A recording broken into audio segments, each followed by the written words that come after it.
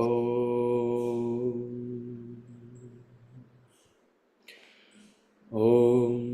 सहना भवतु सहनौ भुनक्तु सह वीर्यं करवावहै तेजस्विनावधीतमस्तु मा विद्विषावहै ॐ शान्तिः शान्तिः शान्तिः.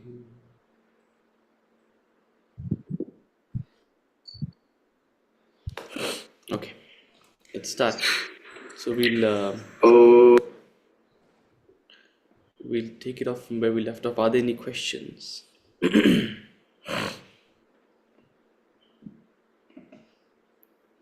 This is a hot topic, so don't hesitate to ask questions. Yes, Ankit. Ajay. Yeah, so I was thinking along the lines of incarnation and the fact that, it's like energy is not created, it's transferred from one state to another. And I understand how that takes place in terms of reincarnation. But say, we had a population of 7 billion people 10 years back, and now it's 8 billion. So how do we explain the increase in the number of people if it's one person is dying and he's being born as another person, maybe like not immediately, maybe in 5 years, maybe in 10 years, but how do we explain like people increasing in numbers? Because at the start of Satyug there were just a handful of people. Have you calculated the number of cockroaches in the world? So we include animals also as being born as humans. You may become an animal in the next Tiger generation. population is also increasing. Sorry? I heard the tiger population is also increasing, so more beings are being born as tigers. Yeah. Okay. Oh, No, you're also on a philosophical side. You're also assuming this is the only world. Yeah.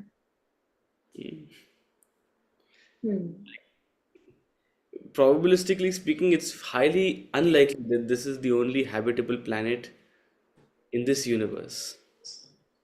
And even the sciences are talking about a multiverse. Is this the only universe? Is this the only realm of existence? Is birth and death limited to this particular planet? So your question is valid. Yeah. No, but of course. I'm just being cheeky and twisting the answer. That's it. I'm just deflecting. No, but it makes sense. Like, we can't be sure of if this is the only habitable planet, of course. In fact, we are at the frontiers of space travel as a civilization. So more and more people should start suspecting that if we head out there, we'll definitely find something. Yeah, we're already going to Jupiter's moon. So it's time to pull out some Carl Sagan documentaries. You know Carl Sagan? Pull out Carl Sagan documentaries and watch them. So yeah, I have no answer to your question. I'm just saying, like, there's no way to answer your question because there's so much data which we can't even comprehend, which you are not even aware of. Whether it's other beings on this earth itself or whether it's life beyond this earth, whether it's this universe, is it the only realm of existence? So, But are we born as animals as well? Like, is that included in the theory of the reincarnation? theory of reincarnation allows for that. It says that it's highly unlikely. It's highly unlikely because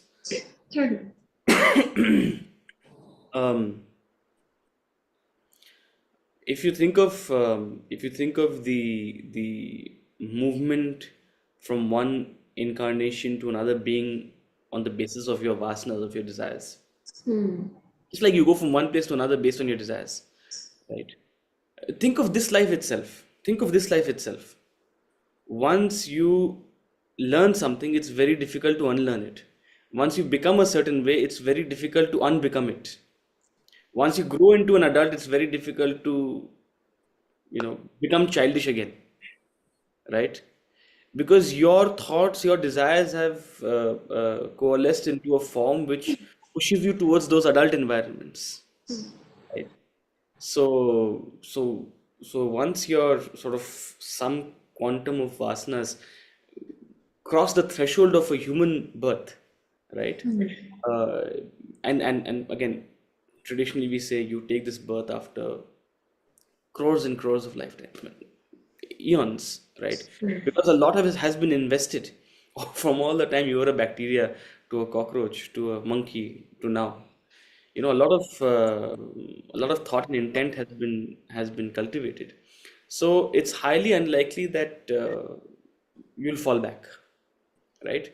But yes, it allows if there is some, and in fact, later in this chapter, he'll say it in passing that if you have some very, very, very strong desire, which is not permitted in a human birth,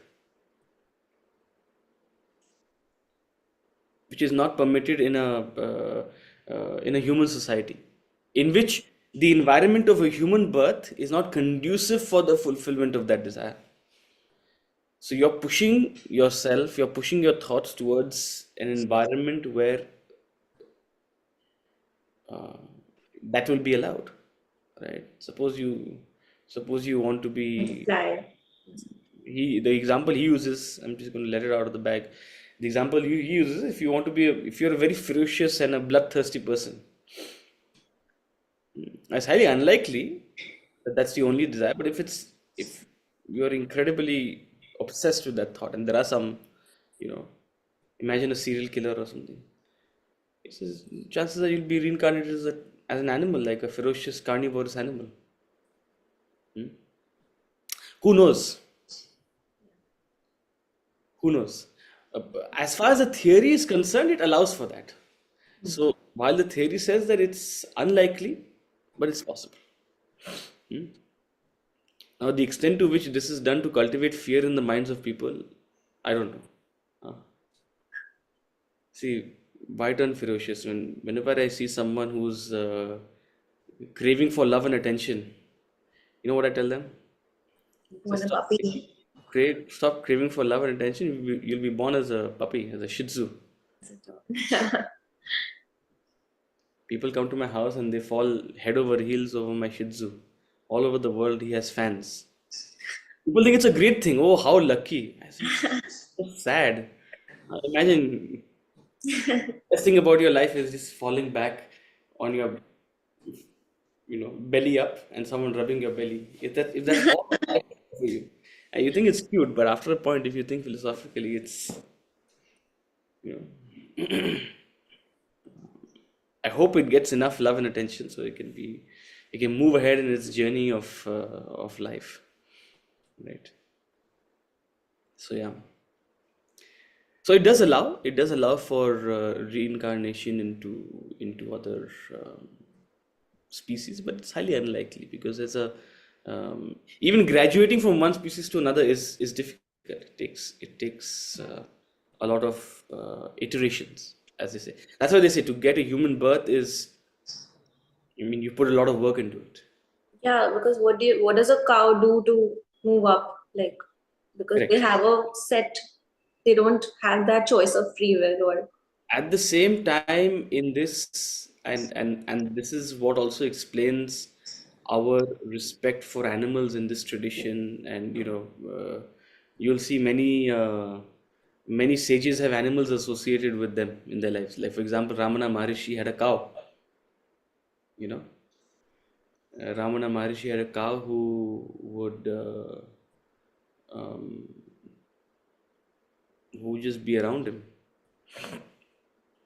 You know, and as they say, he so whatever led that being to be born as a cow, God knows, who can calculate. But uh, what drew that cow's affinity towards a sage like Ramana Maharishi? I know of someone used to have Gita classes in the house, just like we have Gita classes on a weekly basis. and their puppy used to go and sit under the teacher's seat. The class started when um, the class started when the puppy was brought into the house. The puppy came home, and a couple of days later, the classes started. And they went through two cycles of Bhagavad Gita. It takes about 7.5 years, slowly, steadily. And then the teacher said, "Okay, I'm done." So the classes stopped. The week later, the puppy died. The dog died. Okay. So I mean, you can make a coincidence of it, of these things, but um, in our tradition, we acknowledge the same life force that is inside an animal is the same life force in you and me. They are as much an individual as we are, and we are just inhabiting different bodies based on whatever prarabdha. Right? The word for it is prarabdha. Prarabdha, while you've come across the term, we've translated it as destiny. Prarabdha actually is the most immediate vasanas that need expression. Think of it as the seeds that are sprouting in the garden. Right now, in the garden, if you go, there are hundreds and millions of seeds in the ground. Hundreds and millions of seeds in the ground. But in this season, certain trees and plants won't grow. Certain trees and plants will grow because of the season. It's conducive. So the seeds that are sprouting because of the season, because of the environment, because of the kind of soil, right? That is prarabdha. So prarabdha is your the seeds in you, your vasanas, which require most immediate manifestation, right? The strongest desire. What I'm trying to say is that that dog or that cow or that animal or that human itself has many other thoughts, many other vasanas, unmanifest, unbeknownst to them, right? It's called sanchita. Sanchita. It's not expressed yet, right? Those that are expressing most eagerly, most naturally, even without explanation, are the prarabdha. Right?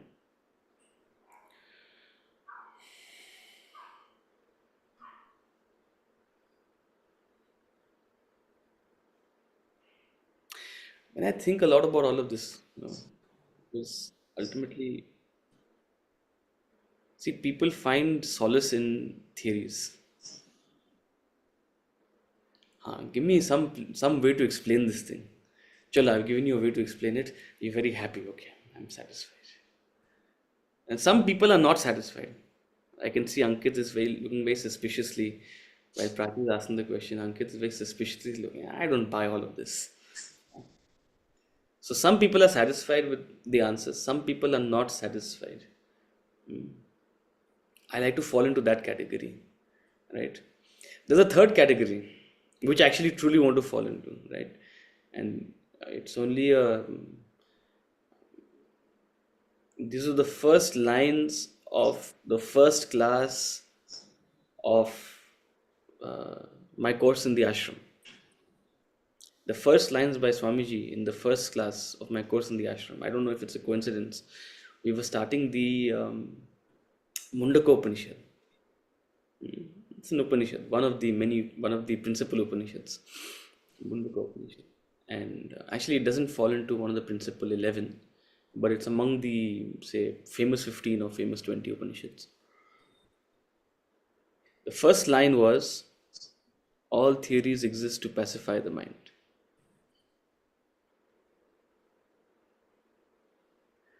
All theories exist to pacify the mind. The human mind, the curious mind, which is searching for answers, which is searching for some kind of explanation, right? There can be good theories, there can be bad theories. There can be foolish theories, there can be rubbish theories, there can be intelligent theories. There can be, and see, any real theory will only throw up more questions, even in the realm of science. Right? You discover something, it only throws up 20 more questions. So as such, if you're looking for a final answer, you won't get it. Yeah, there isn't one. Um, the there are two things. One is to be eternally curious and open to learning, right? So of course, keeping some theory, some understanding as a base, but being open to evolve your perspective, right? And the second, the more philosophical thing is to acknowledge that eventually you have to go beyond words and concepts. Eventually, this in your search for truth, it's beyond a mental concept, right? It's beyond a mental satisfaction, right? So what Swamiji said in that class is all theories exist to pacify the mind. Ultimately, the mind needs to be pacified because a mind that is pacified alone is qualified to meditate. So, the, put the mind in the cradle of meditation. Whatever whatever comes, you done. Okay. Are there any more questions?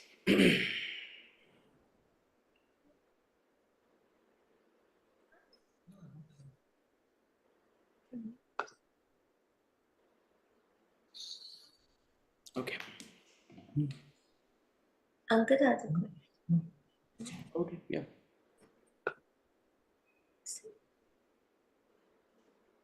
question. Oh, no, I didn't. I don't have a question. Actually, I mean, I was actually thinking along what you just said, Yeah. and yeah, I mean, I have a question, but I didn't really want to ask it because it's just going to lead to further questions, and ultimately, you have to be okay with not knowing, like, for sure anything definitely after a But, certain. but ask away because there's no. Please ask away. I mean, Chetna ji in the previous class, she had said something about, the yogs, the theory of the four yogs. So basically, it got me thinking that, okay, like, if the quality of both karma and desires were higher in, say, the Sat Yoga and then the subsequent yogs, why was the resultant desire, like, diminishing across this passage of time? It's demand and supply. You've heard the saying, right? Strong people create good times create weak people create bad times create strong people. It's a cycle.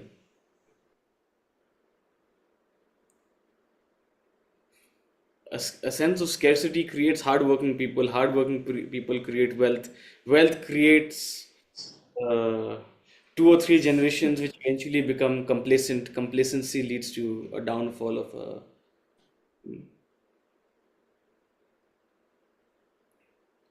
We were we were at a uh, very nice property by the Gangaji day yesterday in Rishikesh, and my wife and I, we came across you know, some children wearing some very schmancy Louis Vuitton or some kind of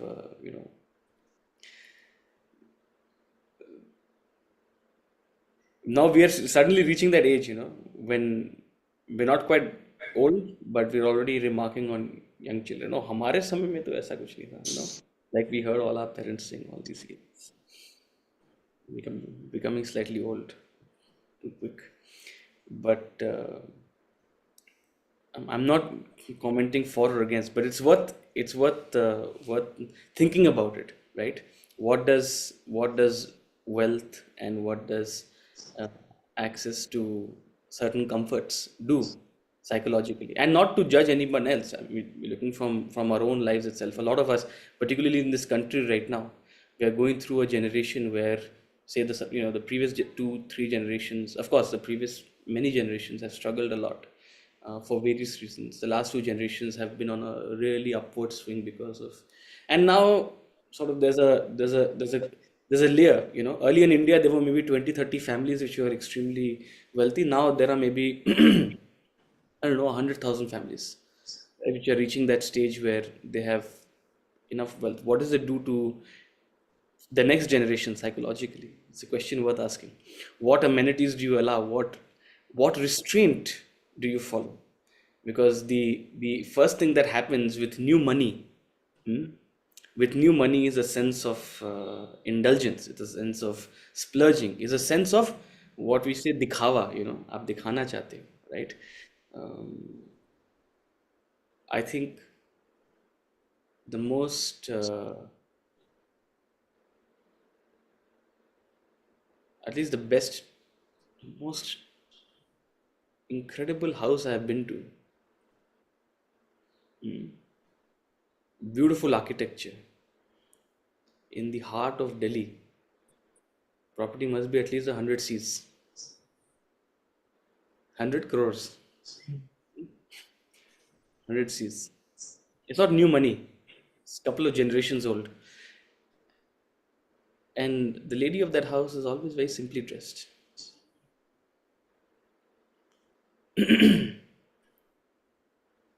Salwar, maybe a shawl sometimes, maybe a bindi or something. Simple. So what does it do psychologically, right?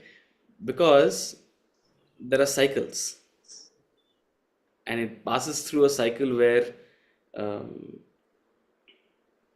a rise creates a complacency which causes a fall. If you don't get complacent, that's the way to maintain your position, right? If you don't get carried away, if you don't get, but for the bulk of people, the rise creates a complacency and that causes a fall, and then the fall creates a demand, an urge, a drive for another rise. So this rise and fall, this rise and fall, this rise and fall is what causes the cycles of time. That's the yugas. In Satyug is a time when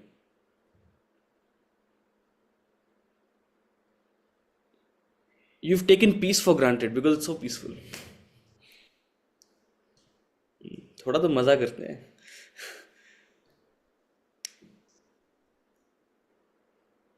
थोड़ा तो मसाला डालते हैं. It starts like that. Let's create some, let's make it exciting. Let's bend the rules. What starts as innocuous bending of rules turns into Treta Yuga, devolves into Dwapar Yuga, ends up in Kali Yuga. Kali Yuga is a time when peace is scarce. Exact opposite. Then the demand for peace arises. The demand for peace is what drives, whether it's at an individual level or at a collective level.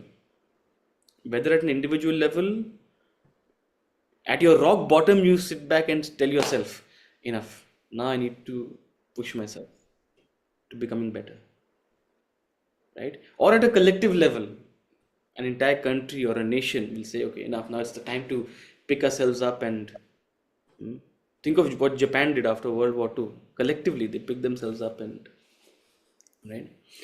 So, demand and supply, whether it's individual or collective.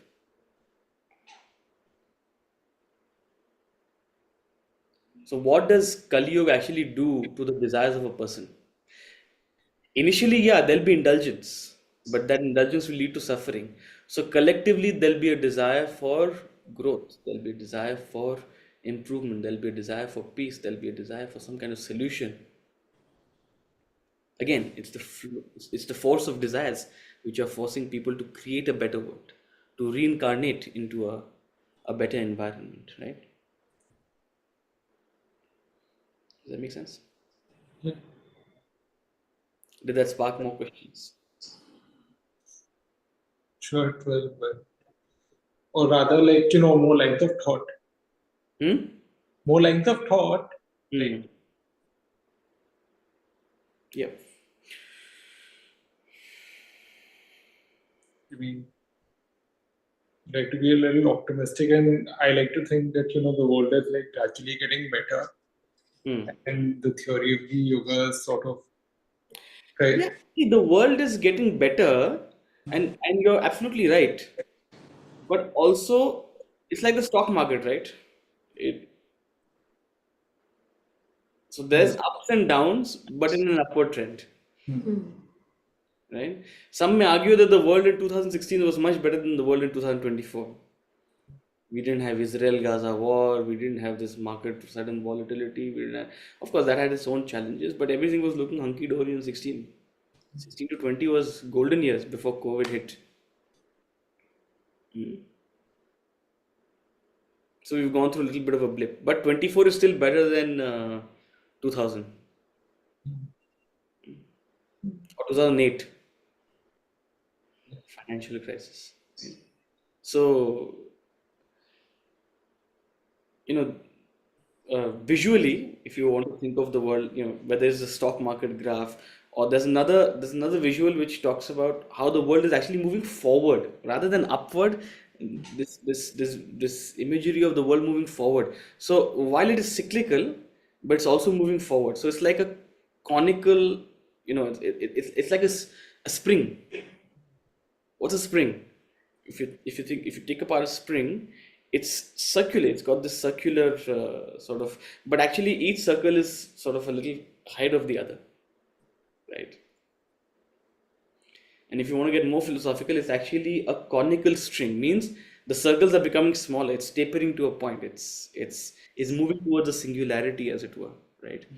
Um, anyway, but so more than better, or I like to think of it as the world moving forward, right?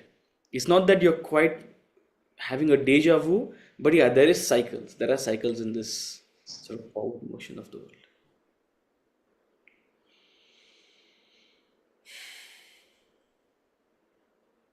Okay, let's start from where we.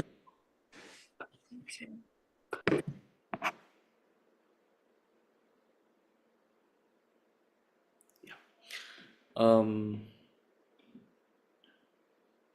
so we were discussing the resultant forces. So I'll just show you the diagram again. How, first of all, you know, let's take out this concept of there being some kind of a God which is giving you what he thinks you should get, Chief Justice of the world. God is not the Chief Justice of the world. Hmm? Your own actions determine the outcome. But it's not a one-to-one correlation. Your own actions, they have a certain momentum, they create certain desires, they create certain vasanas, uh, they result in a certain uh, um individual. An individual is nothing but a bundle of thoughts and desires. We call them vasanas. And the sum total of vasanas are the cause, and your environment, your situation, your circumstance is the effect. Desire is the cause, and your environment is the effect. You're here in this environment because of your desires to come and study. If you had a stronger desire to be somewhere else, you wouldn't be here. You may still have the desire to study here, but you may not be here, right? I was thinking I'll give this example yesterday. See, think of this. You have a desire to travel to Goa. What do? You put in certain actions, you buy a ticket. But you also have a desire to be lazy. Hmm? And you also have a desire to put everything to the last moment. Procrastination. So you're doing 20 things at the last moment before leaving for the airport. And you think, ho jayega. What happens? Eventually you land up at the airport because of your desires, but late. You might miss your flight. And you say, I never had a desire to miss my flight. No, you didn't have a desire to miss your flight, but you wanted to go to Goa. But at the same time, you also wanted to be lazy. You also wanted to put things off. It's a sum total. It's the effective result of where you land up and how you land up is a sum total of everything you've done. It's not a one-to-one correlation. So there are multiple forces acting in you with with varying intensity, and they result in a resultant which may be altogether different, something you didn't hope for, something you didn't particularly wish for. And nature's not there's no God who's taking the responsibility. I'm going to give this person what they wish for. I'm going to give this person what they hope for. There's an it's an enormous algorithm. It's an enormous algorithm at play. It's an incredible algorithm at play. The algorithm of incarnation. And all your past thoughts, desires, momentum are the variables in it. And those variables create your current environment. The reason we are repeating this again and again is not for you to find out, oh, which thought led to which result, which desire led to which result.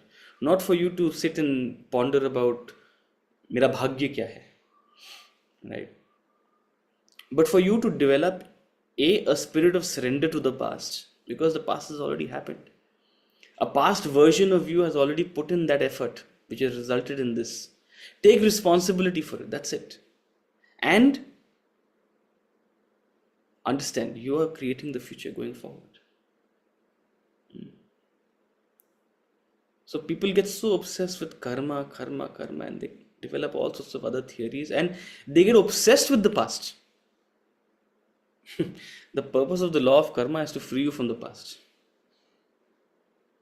More important than the past is the future you will create with your purushartha. The past didn't start a couple of years ago. The past didn't start with this incarnation. The past didn't start with what you did as a child or a youth or an adult. The past started eons ago. There's multiple incarnations. How much weight will you carry? How much weight will you carry? If you have to blame a past version of you. Maybe their name was different. Maybe their name wasn't Yasho. But it's a past version of you. There's no point blaming anyone or anything.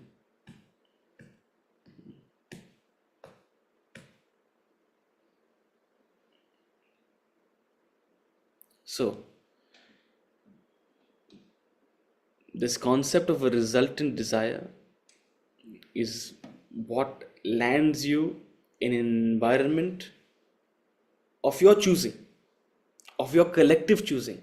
All F1, F2, F3, F4, F5, F6, F7 are various desires you have with various intensities. The resultant desire in you is R. The resultant environment you land up in is determined by R.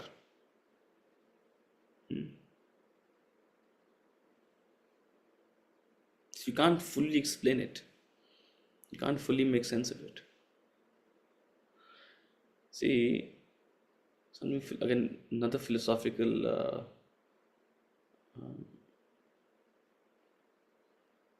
thing to think about. A lot of people say that so many bad people in this world, they do so many bad things. Nature doesn't punish them. They're not punished for their actions.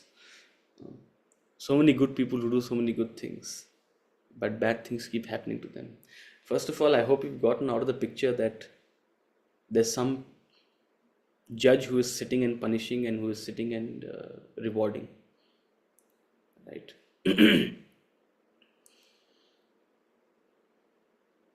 That's out of the picture.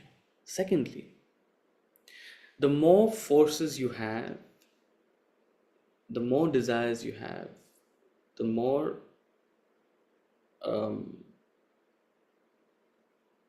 vasanas you have, right? The less clear will be their immediate impact in the short run. And it'll be very clear if you are able to, if you are able to understand graphically the forces right? The if the in this diagram he's showing you showing you only in a 90-degree quadrant, but actually forces are moving in all directions, 360 degrees, right? Now in all of this, suppose he had you have one desire moving in a totally opposite direction, because you have so many other desires in this quadrant, its impact won't be immediately evident. Its result won't be immediately evident. So think of it as um,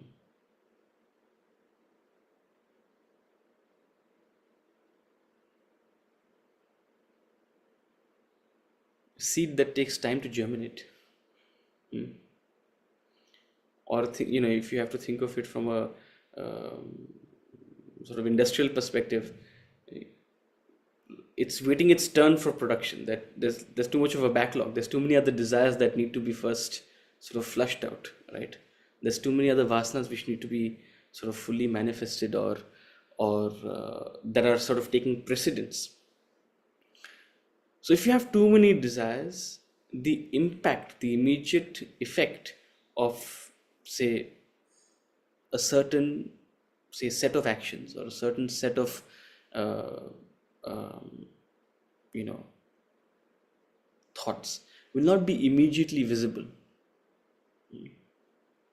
To put it simply, think of an alcoholic, a very strong, numerous, innumerable desires to drink alcohol. One thought, oh, I don't want to drink today.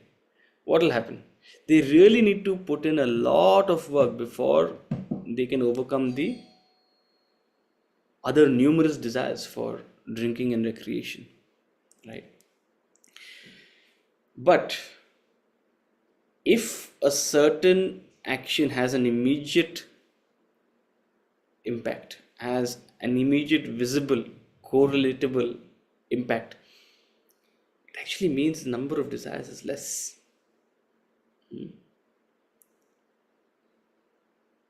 If you're able to find a reaction for a certain action almost immediately, you're able to see sort of a, what goes around comes around.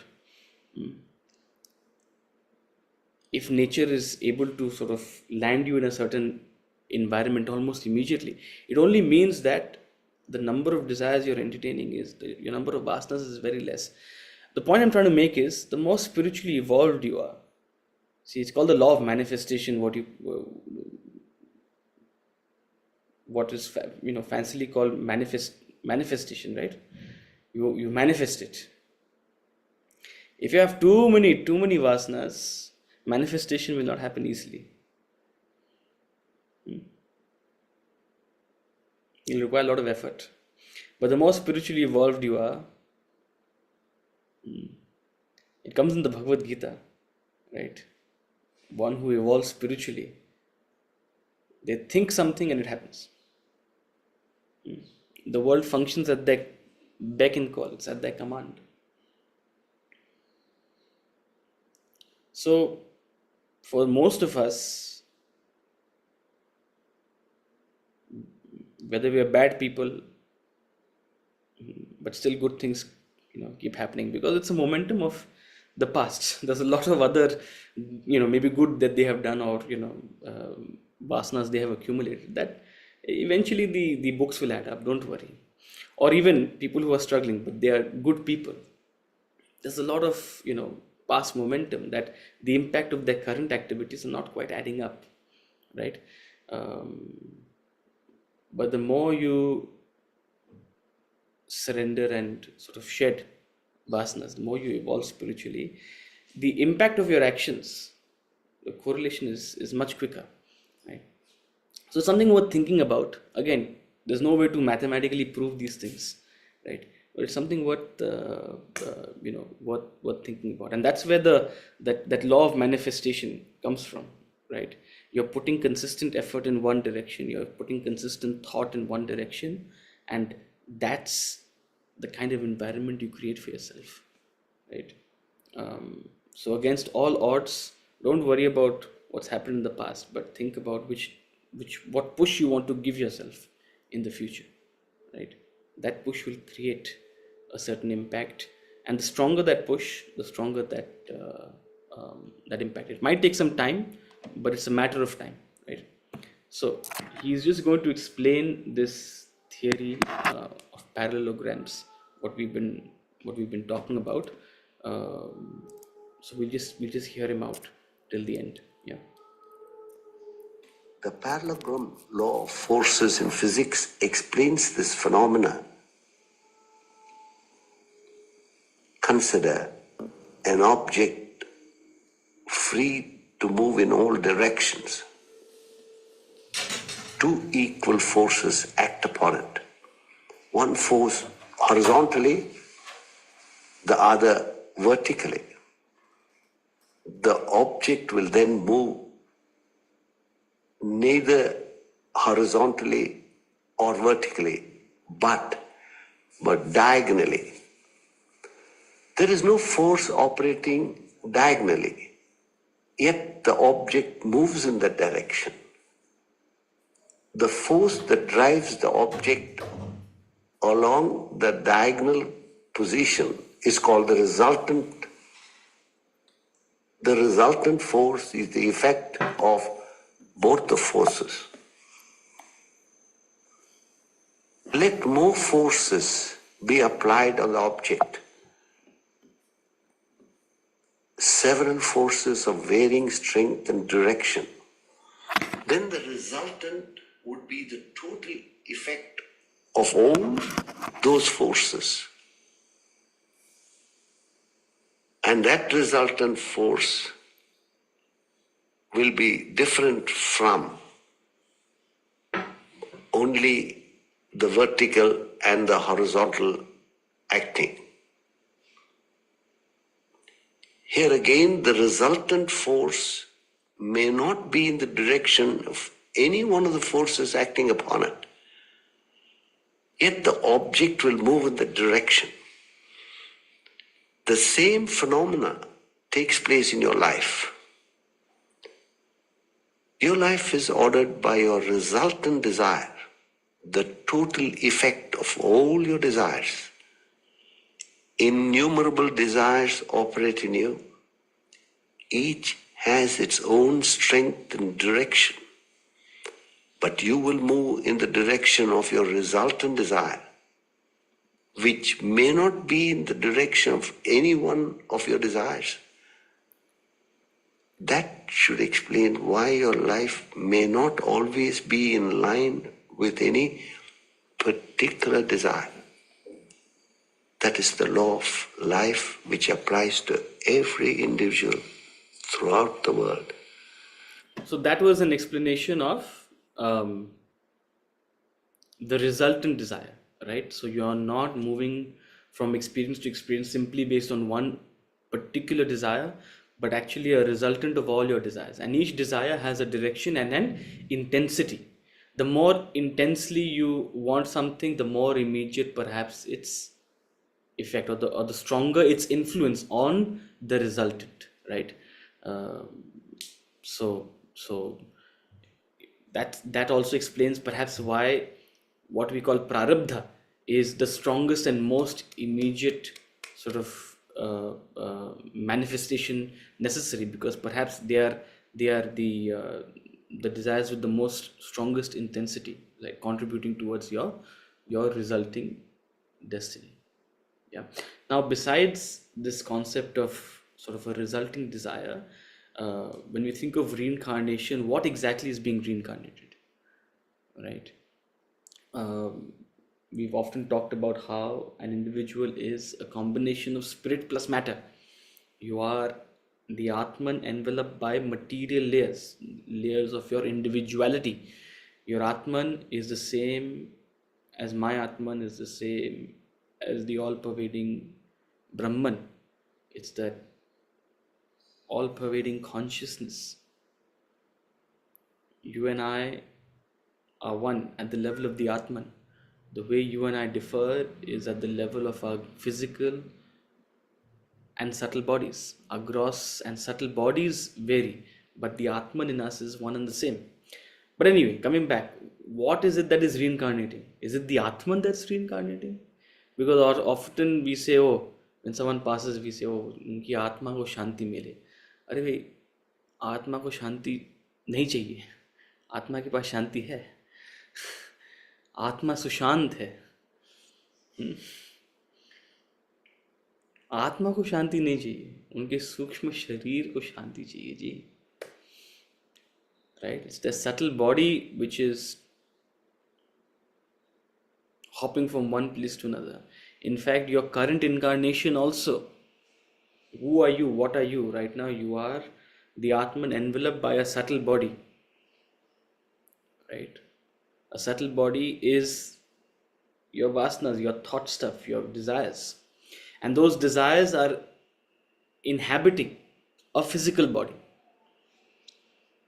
Your subtle body is inhabiting a physical body. So your physical body is a vehicle that is taking your subtle body around from one experience to another experience to another experience to another experience. That's all that's happening. So in reincarnation, what is happening is that you're leaving the vehicle, you're exiting the vehicle. This vehicle which is carried your subtle body from one experience to another. For whatever reason, you're leaving it and you're moving to a new vehicle. You're reincarnating into a new body, into a new gross body. So your subtle body, or a deeper analysis would be your causal body, your Karana Sharira, your subtle causal body is moving from one gross body to another gross body. That's reincarnation. The Atman is not going anywhere. The Atman is all pervading. The Atman is not going anywhere. It's like saying, where does the water move in the ocean? The water is the ocean. The water is not moving anywhere. Where does the air move? The air is everywhere. Where does space move? Space is not moving. Things are moving in space. Similarly, your Atman is not moving anywhere. Your subtle body is moving in Atman, in Brahman. Right? It's the other way around. Besides the above analysis and conclusion, it would be interesting to observe what exactly happens to a person at death. To his gross, subtle and causal bodies and Atman, the self within. It is obvious that the physical body has not gone. It lies there. And the Atman, of course, cannot go anywhere since it is all pervading. It exists everywhere. Being so, it should exist in the dead body as well. Besides, movement of an object is possible from a place where it exists to a place where it is not. As the Atman pervades everywhere, there is no place where it does not exist. Hence, it cannot move. Thus, the physical body of the person and the Atman are very much there at the time of death. It is only the other two components of the individual, namely the causal and subtle bodies, that move out. Therefore, the transference of the causal and subtle bodies from one gross body to another is designated as the death of the former body and the birth of the latter. The concept of birth and death becomes clearer with the example of the sun and its reflections. The sun's rays are all pervading. Wherever there is a reflecting medium, there is a reflection of the sun. Hold a mirror in a frame in broad sunlight. You will find a reflected sun in it. Remove the mirror from the frame and fix it in another frame.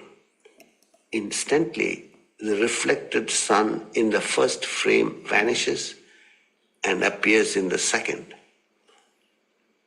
The image is dead in the first and born in the second.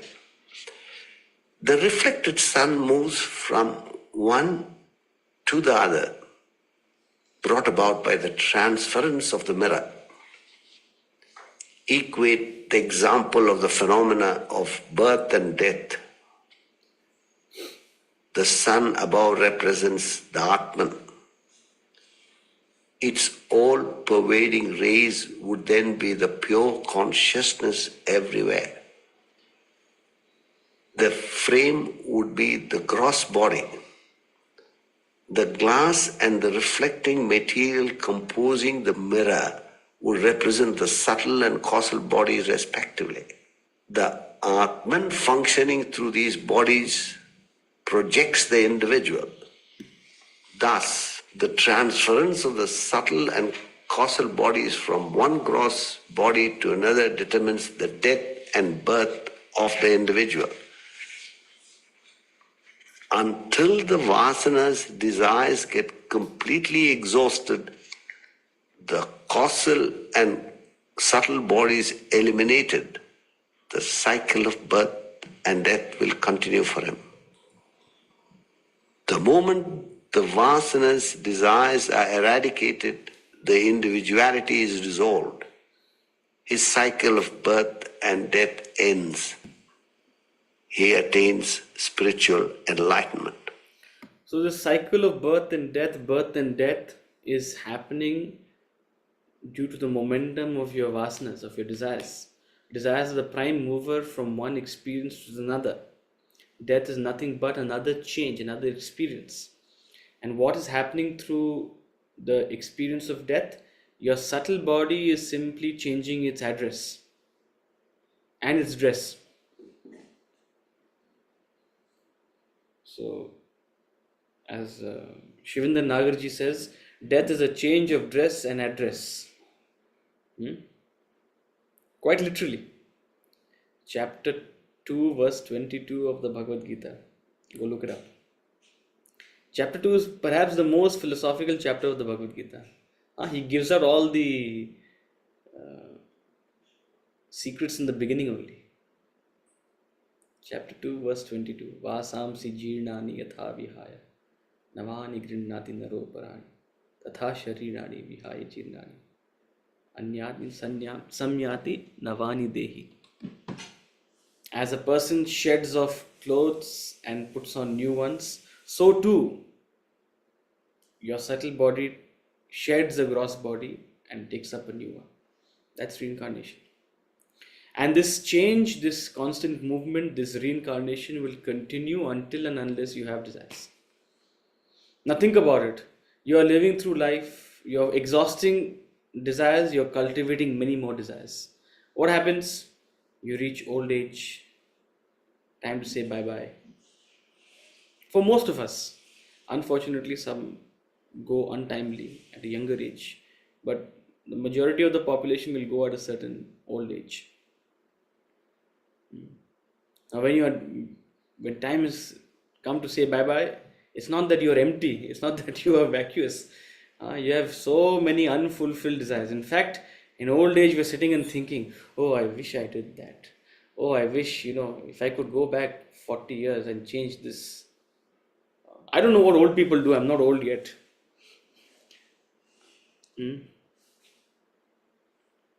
But it seems like they have a lot of time. Yesterday only I saw an advertisement about an old age home. They're really popping up in our part of the world as well, especially in places like Gurgaon. And the advertisement cheekily said, old people are so annoying. They play cards till 3 o'clock in the morning.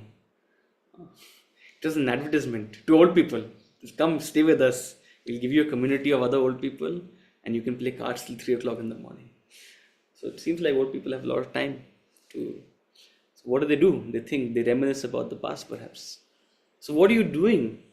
Even when you're old, you're reminiscing. You're reminiscent about the past is nothing but creating more desires. Oh, I wish I had the chance to do that again. Forget old age. Even right now, you go for a holiday. What are you doing? You're glancing through the photos. Oh, yeah, I missed out on this one. Oh, I wish I can do this again. Oh, next time I go there. What are you doing? Already in your head, you're creating a desire. Next time I go there. Next holiday, what will we do? We'll do something similar like this. What are you doing? You're cultivating more desires. So you live through life cultivating more desires. By the time it's time to say bye bye to this incarnation, because this body is done. This vehicle it's done its time, but your desires continue. They force the next reincarnation. They force the next incarnation. So all through life, while you are expressing and manifesting some desires, you're cultivating many more. And so the cycle of birth and death goes on, goes on, goes on, goes on. When will you stop it? When will it end? Question worth asking is, should it end? Huh? Should it end? Most of us are not conscious of this, so we are happy to continue. The rare person sits back and asks, what on earth is happening? What am I actually looking for? Where am I headed?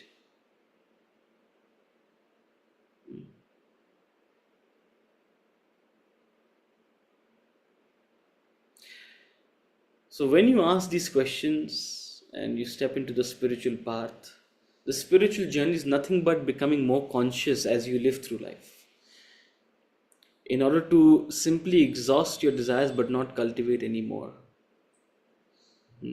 A truly spiritual person is one who exhausts his desires, either through knowledge or through experience, and is very conscious to not cultivate anymore, or cultivate as few as possible. It's like letting the tap run out, but not letting the tank fill up. And the end of this cycle, when the tank runs out, when there's a state of desirelessness, of actionlessness, of vasanalessness, that state is called enlightenment. When this cycle of birth and death ceases, it ends, you attain enlightenment, you attain realization. So self-realization, enlightenment is nothing but the end of the cycle of reincarnation. It is a result of your spiritual effort, your effort on the spiritual journey. And up and until you enter the spiritual journey and consciously seize the accumulation of desires, this cycle of birth and death will continue. It's not a good or a bad thing, it's just a thing. It's not a good or a bad thing. You may say, I want it to continue. Okay, continue. I am not going to force you to stop your birth and death if you don't want to stop it. No philosopher worth his name will ask you to stop reincarnation, right? But if you want to bring an end to it, if you want to sit back and ask, what on earth is happening? Again birth, again death, again birth, again death. Seems like I've been here before. Again marriage, again kids, again money, again job, again property dispute, again siblings, again. And we seem to have forgotten what all we learned in the past. Same conflict, same issues, same problems. When will it end?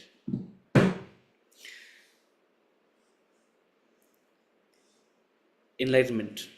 That's the urge for enlightenment. That's called mumukshatva, a desire for liberation.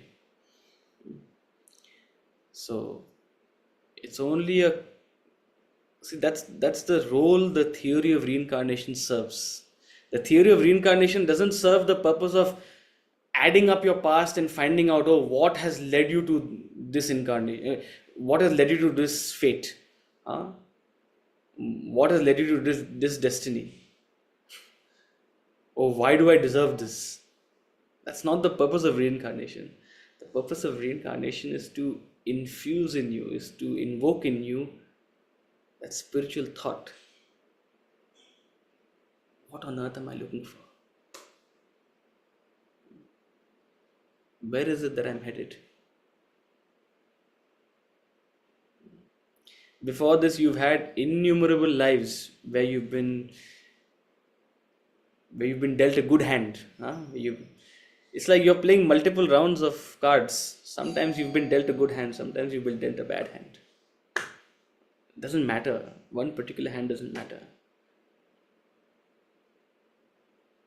But what on earth is the point of all of this? So the theory of reincarnation serves that purpose, to invoke in you that thought. Where am I headed? I thought we'd have time to run through the next sort of 2 pages as well, but it seems I'm very slow. So, but I won't rush through it.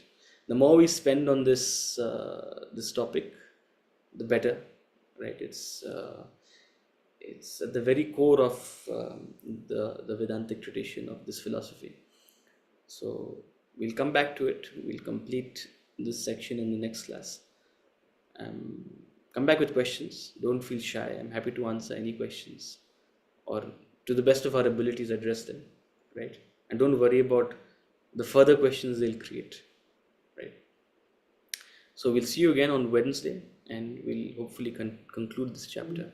Yes, Chetna ji, you have a query or something you'd like to say? You have a minute? Yeah, I have 10 minutes. Hari, not a question. Hmm. Share. I've often wondered the theory that the rishis and our gurus tell us that Tattvamasi, reincarnation, etc. Is it the universal truth, or is it to uplift mankind? So today, when you said that all theories are given to pacify the mind, so I'm happy that you shared it with us. And but in this, at the same time, when we start learning, going on this journey, the Vedantic journey, we are taught to have unshakable dedication and belief in our guru, what he teaches us. Yeah. So I'm left with a question with that. So it's just to share, so I have to think more. So so am I just giving you something to pacify your mind, or am I giving you the universal truth? No. It's not like that.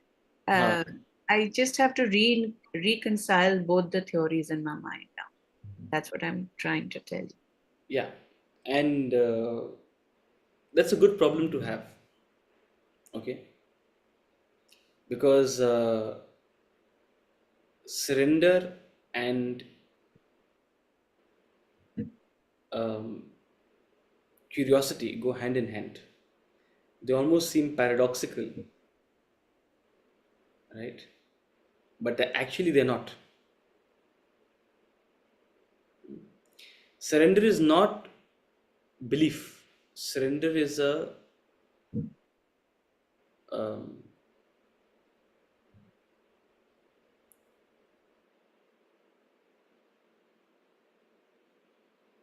at many levels. It's a letting go, right? With my obsession, with my belief, with my understanding, right? Uh, it's on many levels. It's a faith that the other person has also been on the same journey and crossed these stages, or has been through these stages, right? And can relate to this. So what they will be sharing with me is certainly uh, you know right and true for me, right? That's the spirit of surrender. But at the same time, um, curiosity, and a constant curiosity is very important, right? That need to think for oneself and to verify for oneself or to clarify for oneself, you know. So if we go too much down the lane of absolute, you know, blind faith, blind surrender, it becomes a problem.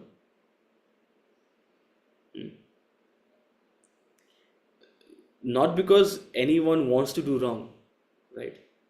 Not because anyone has a bad intent. It's just inconsistent with evolution. Evolution needs both, right? So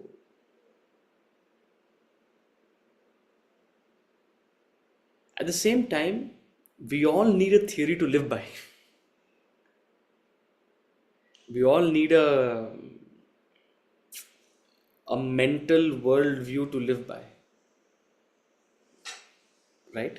Whether it's at the philosophical level, whether it is at an ethical level, whether it is at a financial level, whether it's at a material level, we all need a worldview, a belief, a theory to live by. A theory we believe is consistent with um, how things should be, right? So, but there's no harm in in following that, right?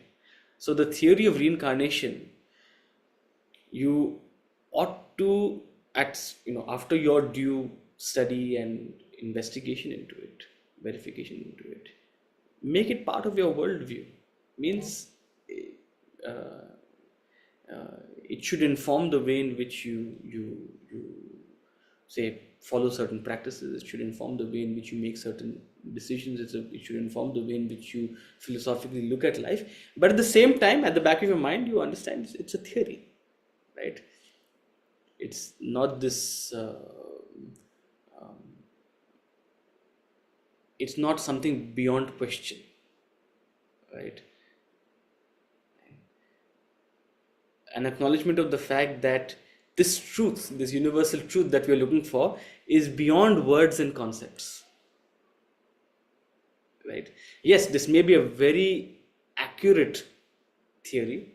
It may be something that is very close to perhaps truth and the way things are, but it's an approximation, right? And should always be open to question.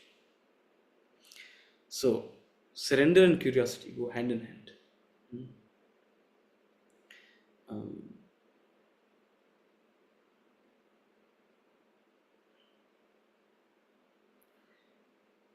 Questioning doesn't mean you doubt what the other person has said. You don't question to argue or to dismiss. That spirit of questioning is to, first of all, listen. Have you actually listened to what the other person has said? And then to clarify, to understand, to comprehend what has been said at every level, at a deeper level. That's the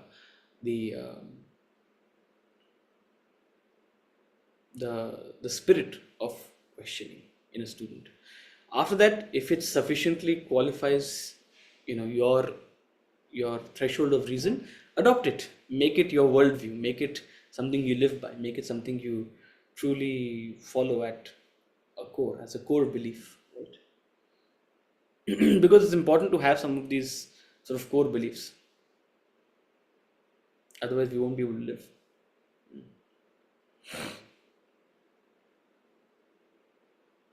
Thank you for that. Yeah. Very beautiful.